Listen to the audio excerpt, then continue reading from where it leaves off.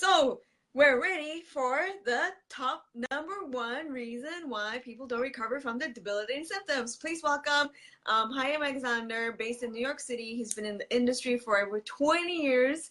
So he knows the ins and outs and all the latest developments. And he also can see a lot of health practitioners promoting their stuff, but then they're not well themselves. So that's a bit odd.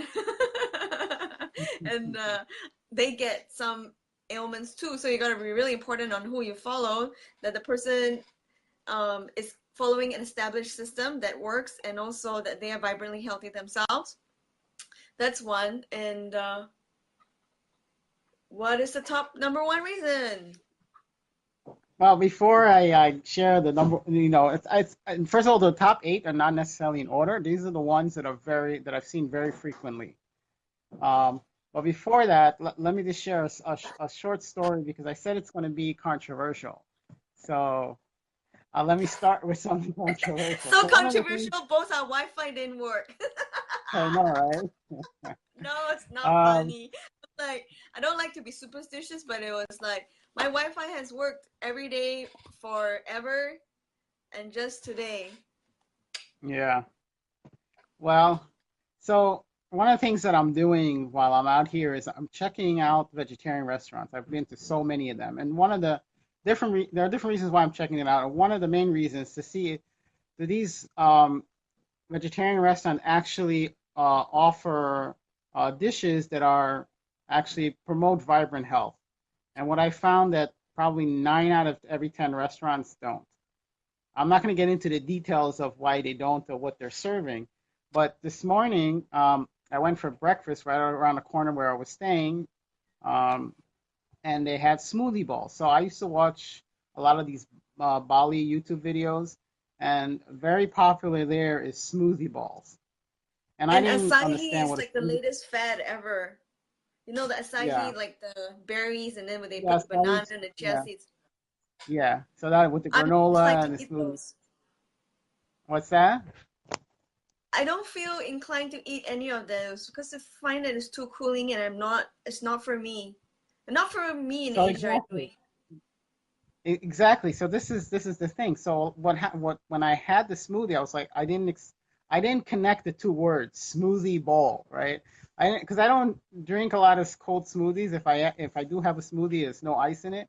So I didn't connect that. So I ordered the smoothie because it's something popular. I said, let me try it, and it had all different colors in it and all different types of variety of nutrients inside. So I'm eating it, and I'm like, oh my God, this is freezing cold. Now, one of the main, I mean, not one of, but a lot of times the people go to Bali, a lot of the people, they go there because they want to heal themselves. And then they become vegan. I'm not here to say if vegan is a good diet or not a good diet. But in general, they go to Bali and they start a vegan diet. So there's a lot of vegan restaurants out there. So the first thing in the morning, they have what? A smoothie bowl. What happens when you have a smoothie bowl in the morning? You're shutting down your digestive system right when it's starting to turn up, the fire is starting to build up so your digestive system can work well. Then you're taking a smoothie bowl for breakfast. You're shutting down all that fire. Now, whatever you ate in that smoothie bowl, pretty much most of it you're not going to be absorbing into your system because you just shut down your digestive system by eating every morning a smoothie bowl. And a lot of times, most of the smoothie, what's in the smoothie bowl, not only that it's, what I saw with smoothies, it's cold, but also a lot of cooling fruits and vegetables in there. So you're going to Bali, you're trying to get all healthy and resolve some debilitating symptoms, but every morning you're putting in these nutrients in your system, but you're shutting down your digestive system and you're not absorbing any of the nutrient system. No wonder why you're not getting better or having a hard time. So, so that's what that today my breakfast I was like wow, now I see like all those videos and people going there. I'm like every morning. If you're having a smoothie bowl once in a while, that's okay, but they're having it almost every day, sometimes twice a day, etc. So my friend and I said we're not inclined to eat that. It's not something we're used to, but it's very, very popular. It's like a fad, right? And yeah, it's really popular. Like, there's like whole shops like selling it like health food, and Right.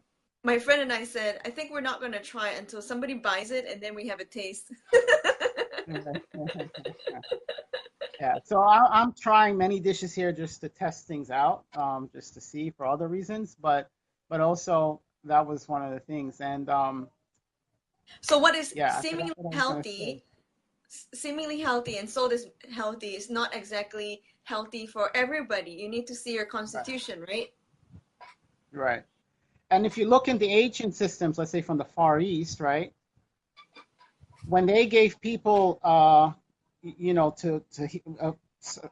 something to help them heal themselves was either an herbal tea or an herbal soup, right? So it was warm, or so the tea was warm, the soup was warm. They didn't tell them, "Oh, go make yourself juices or smoothies, and that's going to help you heal yourself." You know what I mean? So the foundation was herbal soups with different herbs and vegetables inside, and then if it was a tea, it was an herbal tea. And now when they drink tea, it was like a big bowl of tea. But that So sounds really Chinese. no, even in India. So sounds very Asian.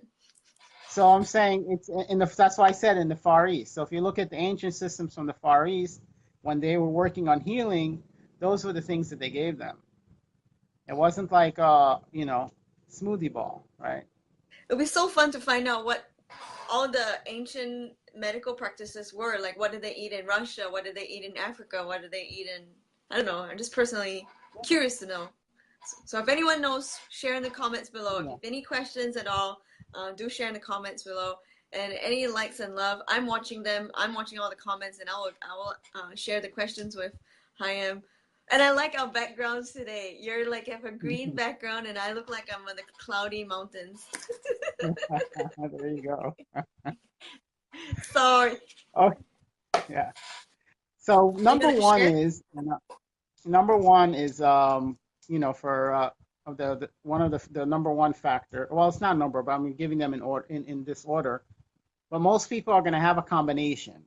Number one is getting the wrong answer. I see this time over and over again. Either they get the wrong answer, meaning they say, "Hey, what's wrong with me?" and the professional says X is wrong with you, and it's not X. Or if Right. it is X, the program that they're giving them is the wrong program, or the solution that they're providing, the remedy, is the wrong remedy. So those are so number one splits into two. Either they're getting the wrong answer, and I see this so many times. Simple thing can be I have knee pain, right? And they're working on the knee, and they're working on their knee, and they're working on the knee, and it's not getting better because they're working on the wrong part of the body, right? So that is something very simple. Let's But say the thing from is, if their knee hurts, isn't it in the knee? yeah, but working on the knee doesn't solve the problem, right? Because the source is not coming from the knee. The knee is just radiating. The knee is just the result, the symptom that you experience from the source. Right. So So in, usually, so in physical therapy, for example, when someone has knee pain, you know, many places, I don't know about outside of the U.S. In the U.S., they'll work on the knee. They'll do some knee massage, knee exercises, put some kind of electrical thing on the knee, everything on the knee. But in most cases, let's talk about on the structural level. We're not talking about any of the other levels. We keep trying to keep it simple. It's coming from the lower back. You work on the lower back, the knee pain goes away. so You in like know, Feldenkrais, the method is really fascinating. So like when you have a neck pain, they work somewhere else, like the hips, and it just gets better. It's right? it's an amazing technique. And my father personally, he was a medical doctor for over 50 years, and he experienced a lot of patients who always got the wrong diagnosis and the wrong medicine, and then finally when they come to him, and then he diagnosed them right, and then finally they get better. So I think the top one reason about why people don't get better is really logical. They get the wrong answer and the wrong solution, and that's why they don't get better. And I've heard of so, like my friend, now when we're on this topic, one of my friends, unfortunately, she got the wrong answer and she had the wrong solution and she received medical drugs and she read all the side effects and then now she's suffering from the side effects of all the medicine she had been taking for about 3 years or so, and the side effects or direct effects, I don't know if you really call them side effects, when the effects are debilitating. Okay, moving Yeah. on. So the next one is, and this one I see also, is insisting that either the path that you're taking or the condition that you have or the reason why you have it is also a factor that's preventing you. Because let's say if someone is an empath and they say the reason why I have debilitating symptoms is because I am an empath and that's why, and they insist they're an empath. Or some people say, oh, I didn't resolve, this is from what I've heard, I didn't resolve some of my childhood stuff. And this is the reason why. Or they're saying, oh, because I am gluten intolerant and I have not, I cheated sometimes and that's why I still have, the issue. So Dr. Ewan, he says energetically, when you insist on something that's not true, it makes the condition even worse. But logically, when you constantly insist on something that's not correct, logically is you're not going to take the other action that needs to be taken. You're not going to look for a different solution because you're so uh, you're so insisting that this is what it is when it's not. So even if the solution was right there in front of you, you won't take it because you're insisting. But even stronger than that is that, according to Dr. Ewan, energetically, it makes your symptoms even worse when you insist on the wrong answer. So let's say you got the wrong answer, or you insist that let's say you insist that you have um, gluten intolerance and that you're gluten intolerant, and you keep on insisting, because you're insisting energetically, you're going to feel worse. So interesting that you bring it up. I remember a friend who became a client. So actually her husband came to me and then she just tagged along. Then all of a sudden she hijacked the session for herself and it was kind of funny because she didn't tell me at the time, and then I said, you know what, you have a lot of food weaknesses, like weaknesses to food. And when we went into it and I started clearing her and then she started becoming lighter, she's been having these food issues for a number of years. And interestingly, when she remembered, then she said maybe what affected her was her repetition of the stories of the food that was affecting her, and she kept on telling because she was in a promoting an MLM. She's promoting the products in the MLM, and I find it really funny because you're promoting that, but you yourself, you are not well. The Like what you said about Vibrant Health Life Extension class, the very first thing you need to do is get yourself back to being healthy. And so for her, she had a lot of, in her mind, she felt like she couldn't take a lot of foods. And then I was just checking for her, what she was strong to and what she should have avoided.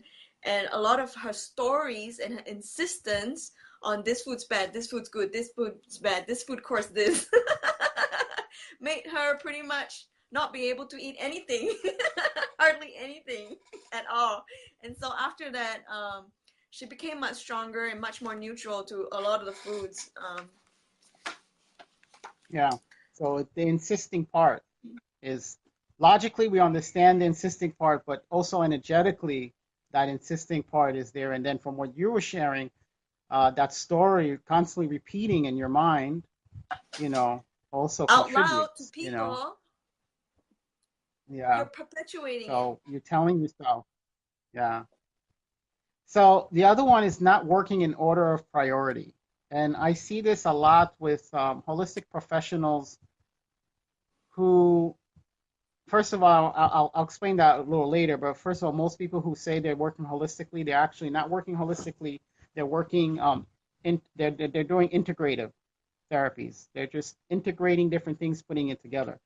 But so let's say these people who are in their program, it's an integrative program. And in their program, they have things that they work in order of priority. Let's say in their program, it's like that. So one big one that I see a lot from people, other practitioners who share like their concern with their clients. It's been 4 months, it's been 6 months, and I know I need to work on their emotions because in their system, uh, emotions is a priority before diet or anything like that or lifestyle changes. Mm-hmm. Emotions, but they say my client is not ready yet to work on their emotions, right? So if you're working, let's say, in an order of priority, and in emotions is the priority before your nutrition or before you exercise or before your therapy, let's say if it's like a physical therapy type of thing, then that is going to prevent the person from resolving their issue. Because if you don't address go from order priority first, it's going to be very, very difficult to resolve it. So, and a lot of times what I hear from other practitioners is that my clients are not ready to deal with that. So let me start, and this is, you'll hear that a lot also in the coaching and the, what's it, not in the coach, yeah, in the coaching industry and the life coaching industry. Uh, start, start with what your clients are going to do first, right? If I want to build a house, and I go to the architect. No, you know what? I feel like starting this first. Are you ever going to I get feel the like house starting with the done? roof first and the windows. Yeah. You know what I mean? If I'm running a business and I go to a business coach and I go, okay, you know what? I'll I'll tell you what I'm willing to start with first.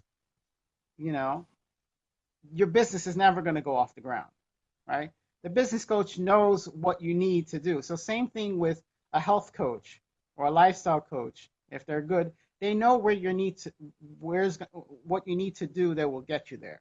Mm. So there is this philosophy is like, start out where the client will go first. Well, if they're coming to you, you're the expert, then you should tell them, direct them. And if they don't want to do what you're telling them, then there's either two things you got to do. One is find a way to get them to do it, or two, let them go as a client. Because from an integrity perspective, you know that if they need to address their emotions first, if they're with you for 6 years or 2 years, I mean, 6 months, a year, 2 years, and they're still suffering, that's not their client's fault. That is your fault because because you're an expert, you understand the path to health, and in the path to health is for them to work on their emotions, and they're not working on their emotions, then they're never going to get there. And the big thing is when the client is ready, they're going to do it.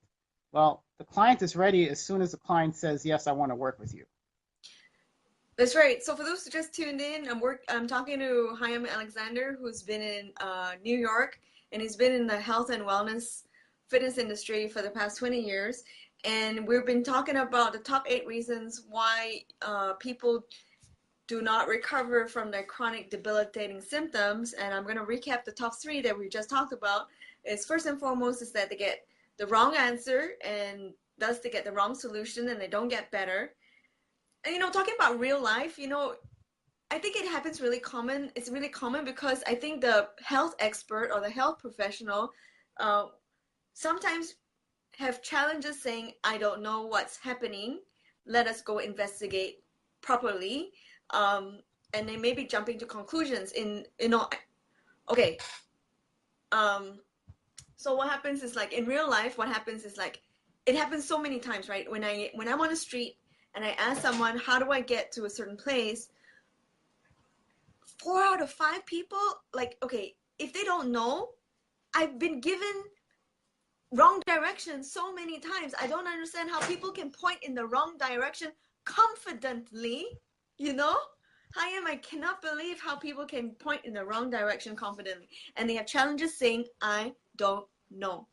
Anyway, number 2 is when people are insistent on believing and knowing what is wrong, but actually it's not wrong, and they're close to getting the solution. They're insistent on it, or they repeat the story, and they still don't get better. Number 3 is not working in order of priority, which I feel like is very logical in a sense. Like I've watched Truth About Cancer, and a lot of the times when you have to have a balance between detoxification and nourishing. If your digestive system is not well and if it's all clogged up with all of the toxins, no matter what good expensive supplements or superfoods you're taking in, it's not going to be absorbed in the body. It's like you're going to be wasting our body because your body is not able to absorb it. You first have to do detoxification first, so you have to work in order of priority, and that's one perfect example. You need to detox first and then nourish slowly.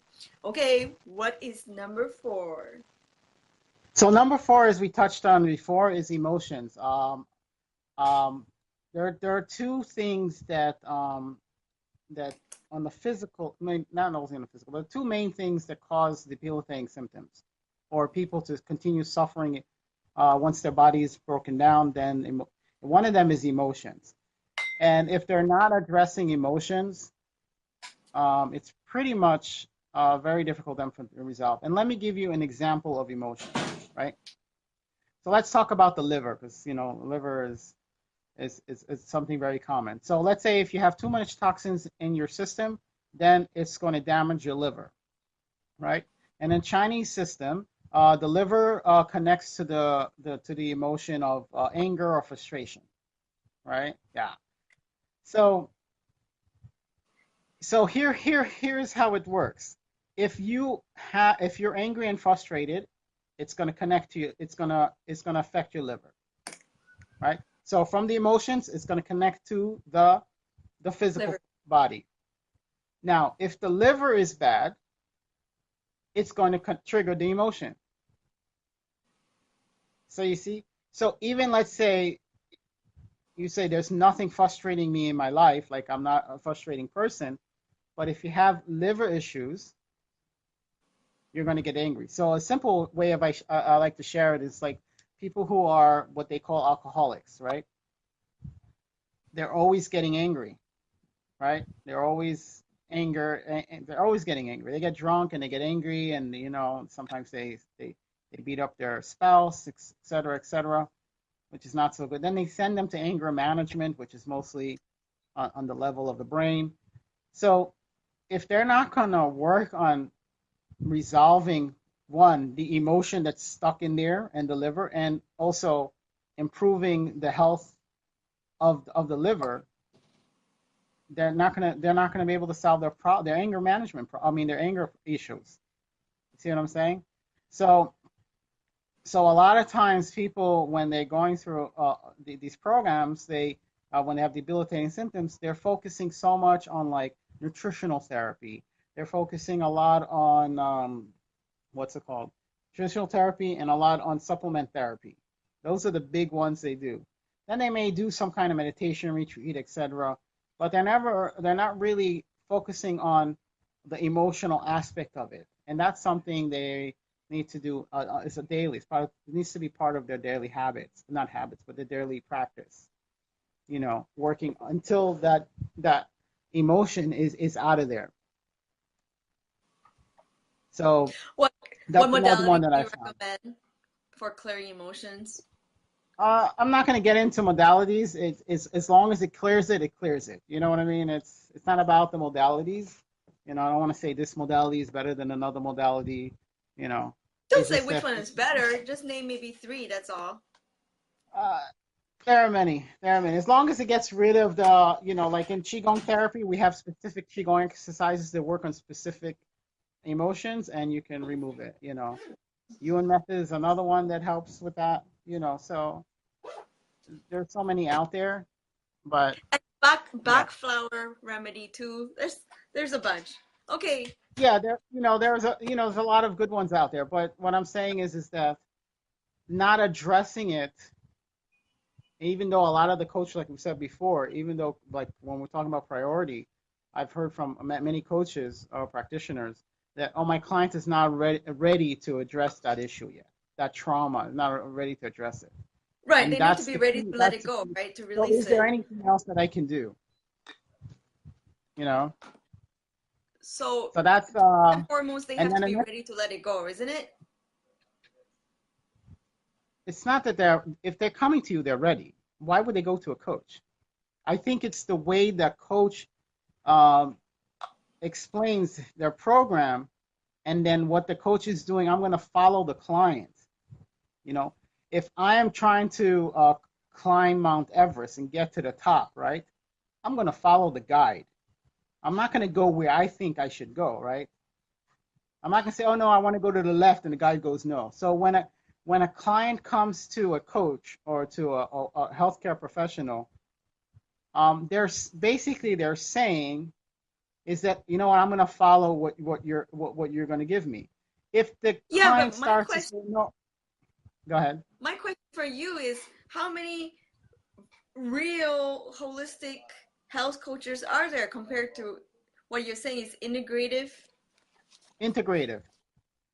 No, but I'm Yeah, how saying in many? many of these, well, okay, in many of these integrative systems, they still have order of priority. And what I'm saying is, what I found with these practitioners, even though in their system they have um, is an order of priority, they will only start with what the client is what they say the client is ready to start.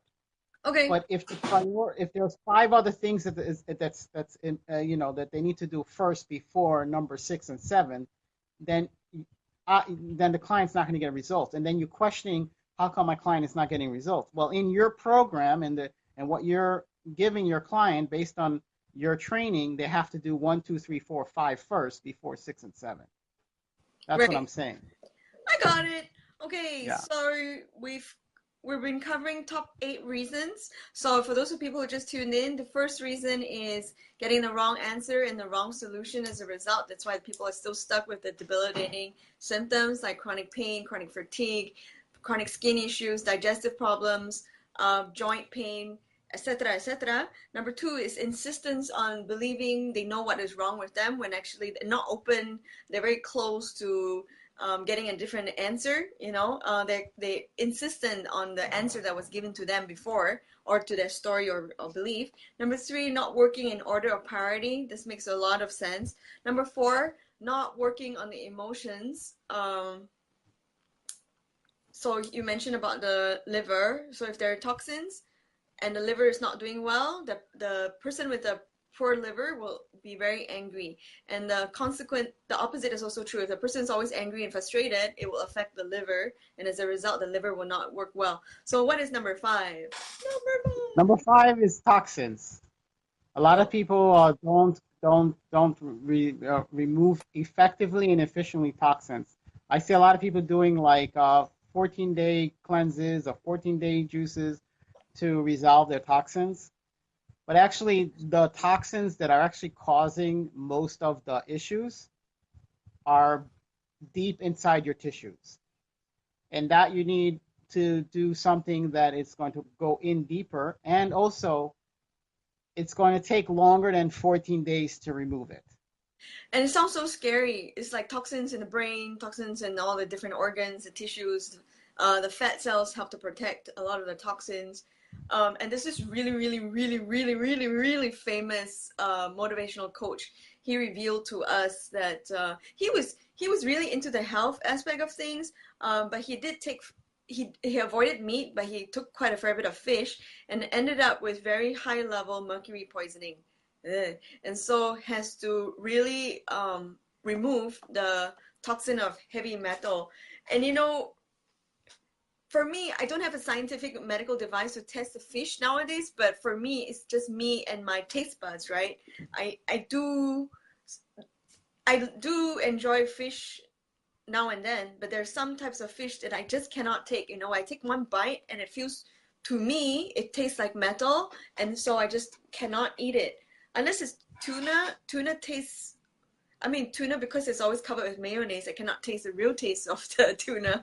But there are some fish that I really cannot take. So you're saying that there's a lot of toxins and the programs out there are too short, you're saying, and not effective enough because the toxins are really hidden within the cells, correct? Yeah, and also people not avoiding the toxins. And I'm going to give you a very simple one that's the way people get a lot of toxins, and that's coffee. Coffee is the most addictive substance on the planet. And you see a lot of people who are have debilitating symptoms, they'll still drink coffee. And coffee, most of the coffee on the planet today that is sold is full of toxins in it. What about bulletproof coffee? Well, now you're giving me names. I don't want to give names. Right? Okay, not But names. Most coffee is not good for you. usually. So first, I'll answer the question about coffee in general. But usually, organic coffee is it has the least amount of toxins in it. But people usually they just go to a coffee shop and they get coffee. They're on the plane and they're buying and they're getting coffee. They're not looking where the source of the coffee is coming from. And So most when I'm hotel talking, coffee and tea taste so bad. I cannot imagine that it's yeah. good for you. So even the tea, even a lot of the teas are full of toxins in it, right? Unless you know where it's coming from. But most teas, people go if they don't drink coffee, they'll drink tea. Now, coffee in general is an addictive substance. So why would you want to drink something that's an addictive, right? Because Why would you everyone's want to addicted drink to something? something. Huh? Everyone's addicted to something. I'm Right. addicted And to. then in the yogic science system, coffee actually is what they call it drains your prana. It's a negative pranic food. So if you're taking it, it's draining your prana. So if you're looking to have vibrant health, then you don't want to eat foods or substances that actually drain your prana. So It's coffee caffeine is one of them. related goods, right? Caffeine related goods like chocolate, tea, and coffee, isn't it? Yeah. So anything that's is a stimulant is actually draining your prana from So the you have yogic science prana giving perspective. foods. Yeah. So toxins is a big one I see people doing. And then I want to also share one thing that I see a lot with the cleansing part. So there are people who do like these juicing cleanses, 14 days. They go to like what they call it's cold press juicing, right? So they go to the store and they buy 14 days worth of juices in a bottle. Then they take it home and then that's what they drink for 7 days or 14 days.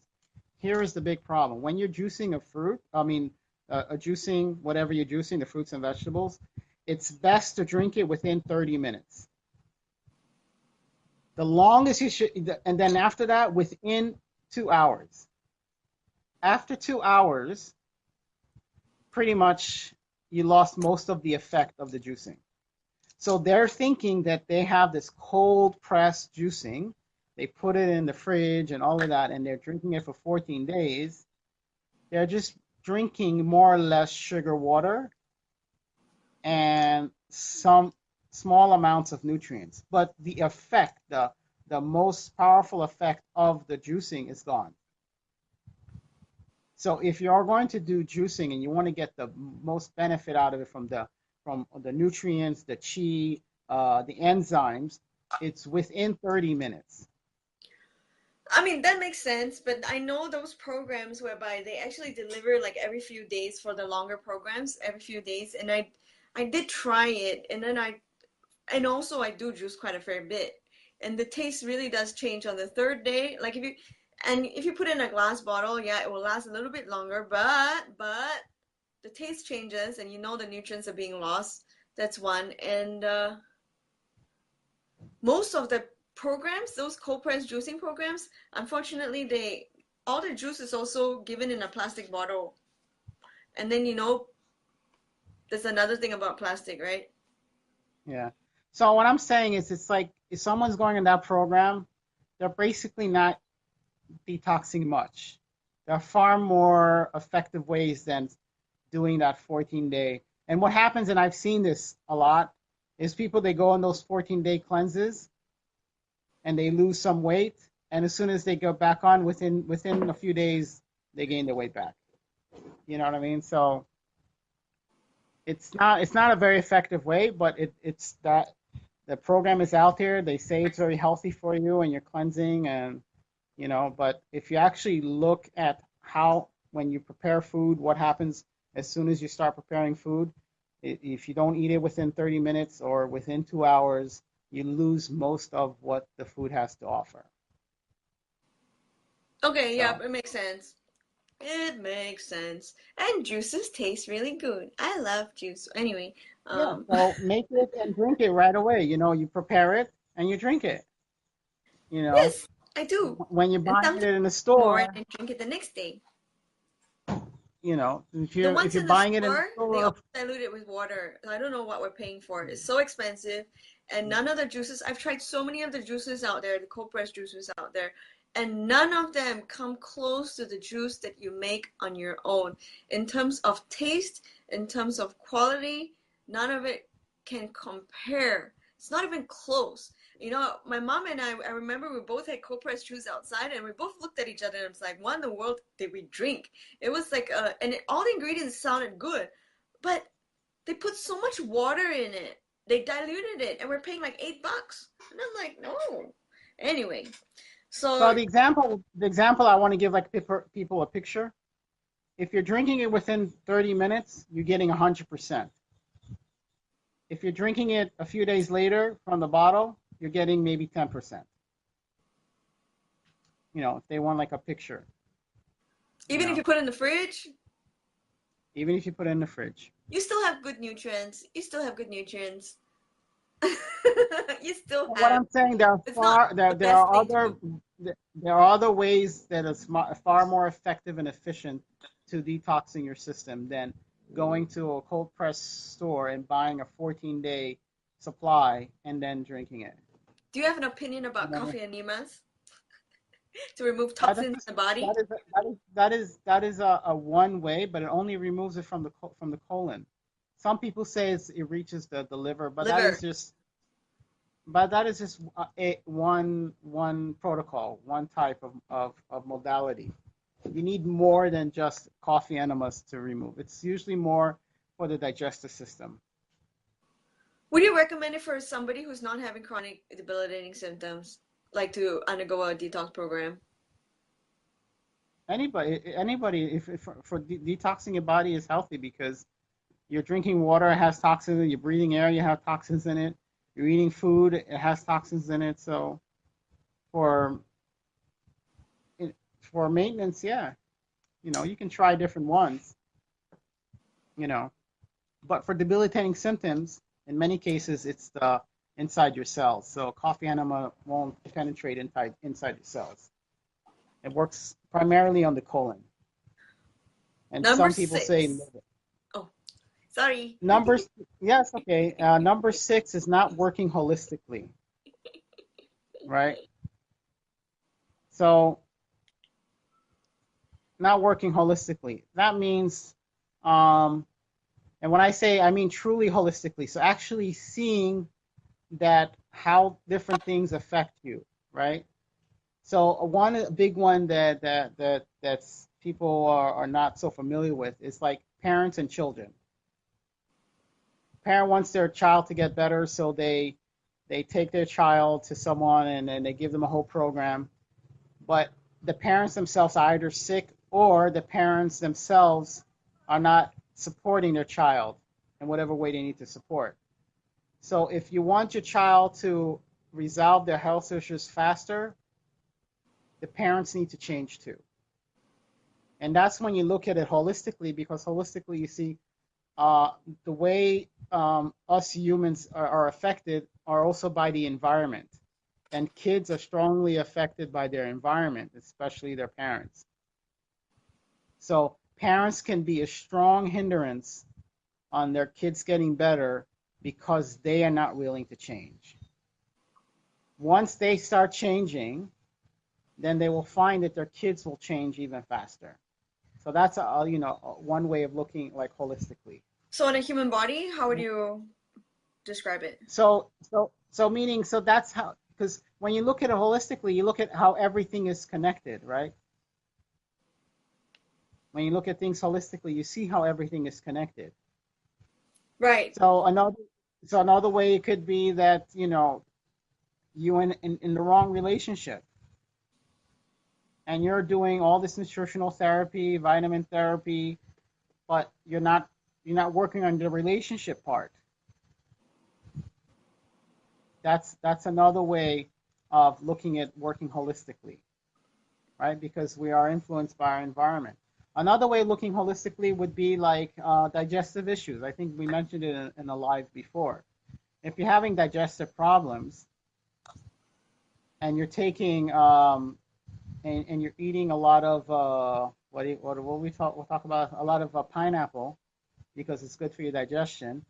But for your digestion, if it's bad, it's most probably you need to heat up your digestion.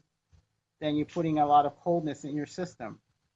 See, so taking that nutrition therapy and not seeing how it affects the energetic system. That's another way.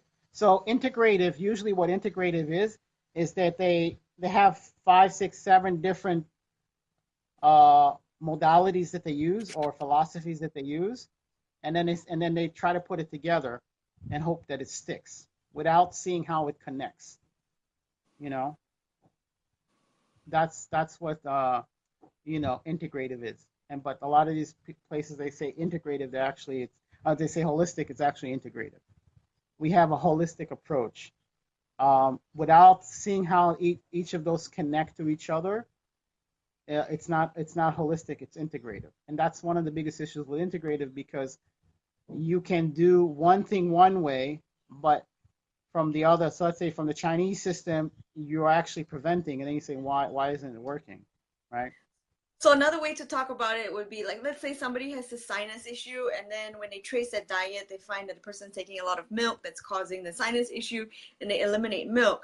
But when it's not too holistic, maybe they're in a very dusty room, and they're allergic to the dust. So, like holistically means addressing every single issue, be it your environment, being your emotions, your relationships, or um, what you're taking, your lifestyle, right? Everything has to be included when it comes to symptoms you're experiencing, correct? Correct. Yeah. And then how they connect with each other, the different things that you're doing, right? Because if you're eating food, how it's affecting everything all the way up to the energy point and the energy system, right? So that would be an example. So one big one is, I guess we're going controversial here, right?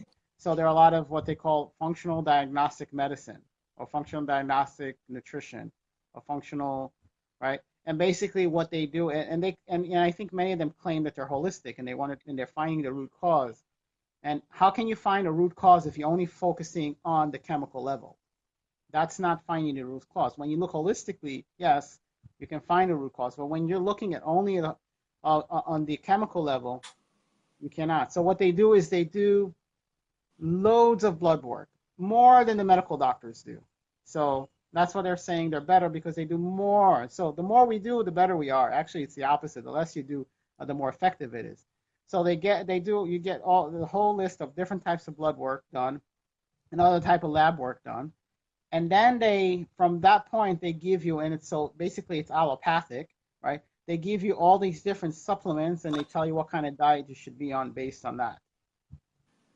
So it's all in the chemical level, but they're not seeing, well, how does these supplements affect the energetic level, right? How do these foods affect you emotionally? They're not taking that in consideration, right? So, and then they say the holistic, so they'll say, okay, then we do some emotional work and we do some meditation work and do some mindset work. But if the supplements you're taking are actually, or the foods that you're suggesting, let's say pineapple, because you have a bad digestion system, because that's what they found in in your stool results or and whatever the lab work you did, and then you give them pineapple, but their body is way too cold or way too yin, right? So that is going to uh, prevent you from resolving your health issue because you're constantly putting your body in yin, and no matter how it's expensive. Those functional diagnostic medicines are very, very expensive. So if you are on one of those programs and you're getting better, fine. You don't have to worry about it. We're not talking about you. But if you've been on a program like that and you're still suffering, this is the reason why. Because you're not working truly holistically. You're working on one realm, and then if you are working integratively, you're not seeing how they connect to each other because one can cancel out the other or contradict the other. Nice. Number 7. Number 7. This one I see mainly in people who go for magic potions, blessings, healings, energy work, um, spiritual retreats. And this is playing a passive role in their healing and recovery. So basically, they just want somebody else to do it to them. You know, you are a great healer, you have a gift, or you know a great energetic modality, and they come to you and they say, okay, just heal me. And they don't want to play any role. I heard someone say it takes two hands to clap. So there is the practitioner and there's you. You both have to do the right thing. And what I say is that 20% is the practitioner, 80% is the client. So if the and in the past, I used to only give, my sessions when I was, promoting it would be only energetics, right? You're going to get an energetic session. But in most cases, I also gave them either via email or at the end some action steps to do. 9 out of 10 times when I asked them, did you do the action steps? They said no. It was like the action steps they just came for the magic. So that's why I don't do that anymore. If you come to me, you're doing both. You're taking action, and then I will incorporate what you call the magic. So playing a passive role, and this is mainly, I see this in people who are going in for energy work or healing or blessings or going to monks or going to, stuff like that, and different, types of people out there who do healing and stuff like that. And in many cases, when they do get results from that type of healing, it comes back later because they haven't addressed it. So let's say, for example, there are stories of people going to what they call super healers from China, where they send chi, and the tumor disappears. A few months later, the tumor comes back, and then they say, oh, this healer is not good. No, he did it. He got rid of. But the other part was your part, right? You didn't deal with the emotions. You didn't deal with the diet. You didn't deal with the root cause. He got rid of it for you. Now you have to take care of your body. But if you go and you don't take care of your body afterwards and it comes back, it's not his fault. He said I he's mean, going to get rid of the tumor. yeah, even in conventional medicine, like some of the therapies work, but at the end of the day, the patient has to be in control of their diet, their exercise plan, and their emotions. I think it pretty much works for any cause of therapy or anything out there, anything at all. Yeah, it does. But I like in let's say we're talking about like people who are going for the holistic approach or the integrative approach. I usually only find because if they're going to let's say the holistic approach for nutrition or stuff like that. So the action that they're taking is they have to change their diet, they have to do some type of exercises. But in the energetic world or the spiritual world, right? In those realms, I found that a lot of those people who have with debilitating symptoms, they're not willing or they're not taking any action. They're just there. You heal me. You're like God. You're someone so powerful. Why can't you heal me? Why do I need to? And so then what they say, oh, this person is not good. That person is not good. And from my understanding now, currently of how energy, or what I call energy medicine or that type of stuff works, is that the client still needs to be an active participant. They cannot play a passive role. Right. So if they come to you with digestive issue and you find that the cause is related to emotions as a result of their relationship, they need to work on those things after that so as to not bring it back, correct? Whatever the reason is, right? Whatever the reason is or whatever it's causing it. Sometimes they can go and it never comes back. That does happen. But the majority of time, it's not. Because sometimes they've done all the work and all they just need is the energetic part. You know what I mean? Like with phobias. You've gotten rid of people with phobias with just energetic and it never comes back. So there are certain Yeah. things that you do it and it doesn't come back. So for you certain know. things, it doesn't come back. That's awesome to hear. I mean, I just cleared my friend's fear of phobia of dogs since she's been a kid, and it's never come back. So she says no Yeah. issue whatsoever, and she never needed another session for it. So that's fantastic. So But thank you everybody in for that, tuning in. I'm just gonna recap all seven before you go okay. on to the last one. Okay. Yes, yes, yes. Go ahead, go ahead, go ahead, go ahead, go ahead. You're in a nature's pharmacy. I love it. So Chaim Alexander has a vibrant life extension class, which I super highly recommend that you check out. I'll put down the link later on. And you know, the medical industry has only been around for 100 of years, whereas the ancient medical, like ancient practices of healing, has been around for thousands of years. And so Chaim Alexander has been consulting and treating clients with results for many years. He's been in the industry for over 20 years. And so we're talking about the top 8 reasons why people still have chronic debilitating symptoms and they've not healed. And so I think you and I, we know a lot of people with different kinds of conditions, and I'm just going to name the symptoms. They have chronic skin issues, breakouts, eruptions, rashes, and all of that. They have chronic pain in their body, chronic tiredness in their body, um, aches and pains, and it is debilitating. It prevents them from functioning, giddiness, nausea, inability to function normally. Oh, okay. So I know people like that. And also some of their organs and tissues are failing. Touch wood. I hope everybody heals. But here are top 7 reasons. There are 8, and Chaim Alexander is going to share the number 8. And so for those people who just tune in, I'm just going to recap what the top 7 reasons are. Number 1 is that when people don't get the when people don't get the right answer and right solution, when they're given the wrong answer and wrong solution, so instead of getting better, they stay the same or get worse. And I've seen a number of people like that.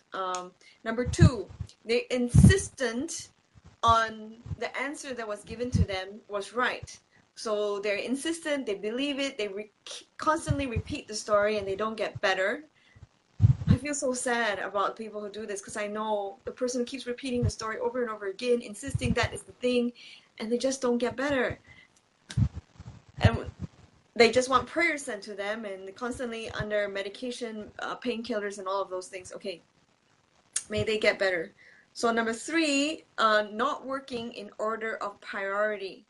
Number 4 is emotions, not working on emotions. What percentage of illnesses have an emotions root cause? It's not even about the root cause. So let's not confuse. Let's keep it very, very simple. Every health condition will trigger emotions. Be it if it's not a root cause or not, it's still going to trigger emotions. Because if your body is not functioning right, your emotions are not going to function right, and then your mind's not going to function right. Unless you have mastery over your mind and mastery over your emotions, then you'll be able to separate your body from it. But most people, they're not able to separate their body, their emotions, and their mind. So it's constantly working together. And there's one exercise in the Vibrant Life Extension where I actually show people when they do, after they complete the exercise, I actually show them, and they can prove it to themselves, how their body, their emotions, and their mind are interconnected. And whatever they're feeling on the level of the mind, they're going to feel changes on their emotions, and they're going to feel changes on their body. So even if it's not a root cause, they still need to work on the emotions. And number 5 is about toxins in the body that's preventing people from getting better, and people not avoiding toxins in the air, food, water, environment. Number 6 is not working holistically. Number 7 is people just going to practitioners that do energy medicine, or the people who go to spiritual retreats and expect to get better, and they take a passive role in their journey. So I've got, before you go to number 8, I've got somebody who asked for a solution for GERD, GERD? Okay. Maybe. So so the thing is, do they really have GERD or not? You know what I'm saying? I know it's kind of That, challenging to be able to do that. So I think the best it's thing is kind of to, tough to say, oh, this is the solution for GERD. GERD is in general, GERD would be like symptoms, a bunch of different symptoms, and then they say, okay, I have GERD, you know. so So go back to number one. You need to yeah, find out the right answer to yeah, the and right then the right cause and program. the right Yeah. cause behind that and whether it really is GERD. And then we can give the right answer. So number 8 reason why people do not recover from their debilitating symptoms and conditions. Okay, so why did I leave this one the last? First, it's because if you have debilitating symptoms for over 6 months, this is really crucial. So let's say you got the right answer, right? You're not insisting. You're working on your emotions. You're removing toxins. If you're working holistically, this you will find then this issue wouldn't happen, right? So we're not. So let's say you're not working holistically, because if you're working holistically, you will discover this already.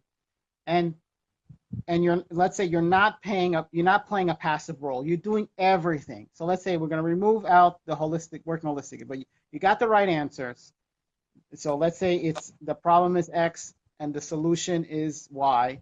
You're not insisting on the wrong thing, so there's nothing there. You're working in order of priority based on the program that you're in. You're working on the emotions, you're removing toxins, and you're playing an active role in resolving your health condition or your debilitating symptoms.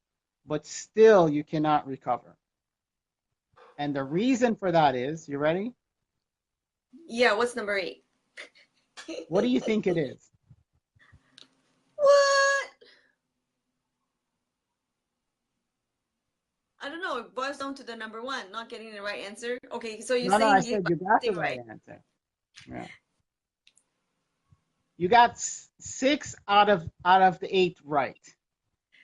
Because if you're working holistically, you would discover it. Okay, my Okay, I'll only tell you. thing, maybe, I want to guess, Maybe they Okay. don't want to get better.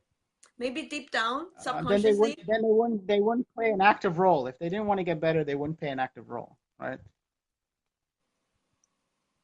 So I've heard of somebody telling me, and it was really strange. And I even asked one of my friends who has chronic issues. I really truly asked him, "Do you really want to get better?" And he actually told me the benefits of him not being well. Yeah. And I was shocked Yeah. because I heard it from some other expert.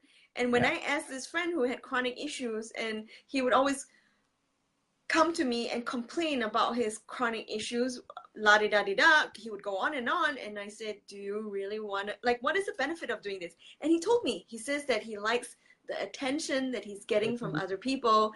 He wants Yeah. to be taken care of by other people. So he's saying that he just wants that attention and care of people looking after him. That's why he doesn't really want to Yeah, change. but the thing is, if he was working on their emotions and if he was working holistically, that would that would become obsolete.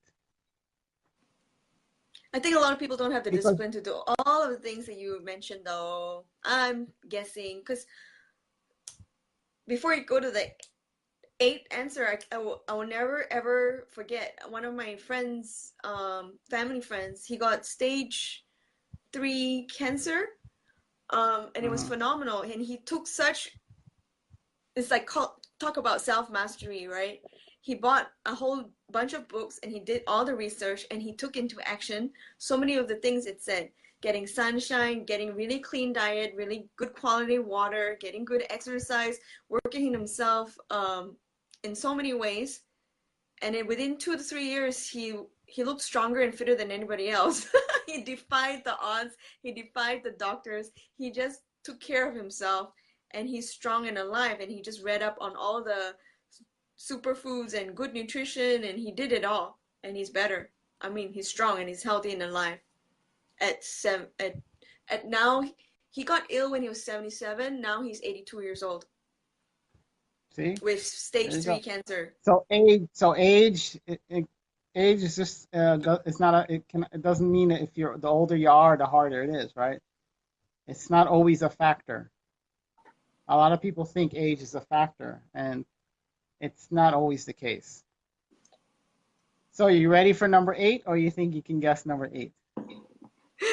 I tried. Okay. No, I'm ready for number 8. What is number 8? Okay. Number 8 is insufficient chi or insufficient life force. So when someone is suffering from debilitating symptoms, they're draining their life force. And life force is the foundation for health and longevity, and especially for vibrant health. If you do not have enough life force, or what they call in the Chinese system, qi, it doesn't matter if you're doing everything correctly, you just don't have enough. So let's say my teacher on the Qigong therapy, so when they call him to go to like an ICU, the first thing he will check with someone is to see if they have enough Qi in their system. If the person doesn't have enough Qi in the system, either he will fill them up with Qi if he sees that that's an option, or he will say, I'm sorry, but there's nothing I can do. And the reason why is because there is insufficient Qi. So it doesn't matter what you're doing unless you raise up the Qi, the life force, right, which is the foundation of health. If you can't raise that, anything else you do is not going to work. Your organs are not going to function well. Your central nervous system is not going to function well if it does not have the right amount of Qi in there. So with people who are suffering 24/7 with debilitating symptoms, they really need to replenish their Qi. And if they don't do that, it doesn't matter. That's why I said if you're working truly holistically, you will see that, right? But if you're working integratively, you will not see that because you don't know it. How do I know if this is Qi? Do you need to build Qi? It's not part of it. A lot of people think that you go to acupuncture, that's called working on your Qi. When you go to acupuncture, it's just opening up the channels and stimulating those channels. But if you don't have enough Qi, you're stimulating what? Very little is going to flow through there. You know what I mean? So when you're going to acupuncture, you still need to. So if you went in the olden days, let's say 100 years ago and before, when you went to a Chinese medical doctor, they would give you the needles, then they would give you certain herbs that help build up qi and specific what you need, and then they will give you some sort of qigong exercise to build the qi. So if many people that have debilitating symptoms, they have very low level of qi because because when you have debilitating symptoms, your nervous system is on fire. It's working like crazy, right? Because your nervous system is is sensing, right? All your feelings that's going on, that's working on your nervous system. Nervous system drains and nervous system drains a lot of energy. When you're draining a lot of energy, you're draining a lot of chi. And that's the big one.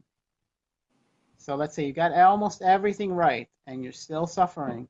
Your missing link is you don't have enough chi.